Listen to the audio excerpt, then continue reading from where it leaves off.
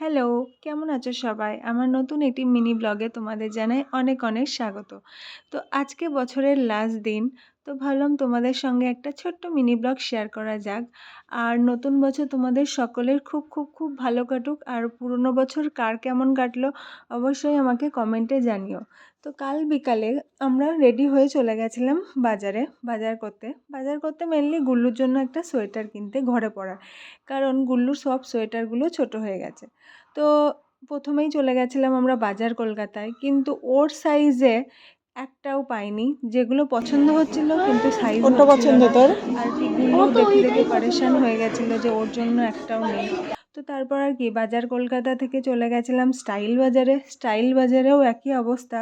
কোনো সোয়েটার পাচ্ছিলাম না। কেন পাচ্ছিলাম না তারও একটা কারণ আছে, তোমরাই শুনে নাও গুল্লুর মুখে যে কেন আমরা পাচ্ছিলাম না আজকে আমরা পাবো সোয়েটারটা। না বল গুল্লু। কারণ আমি লেবু লঙ্কার উপর বাড়িয়ে দিয়েছি। ভালো করছিস। তো যাই হোক, অবশেষে একটা দোকান থেকে গুল্লুর সোয়েটার পাওয়া গেছে। আর কেমন হয়েছে তোমরা জানিও।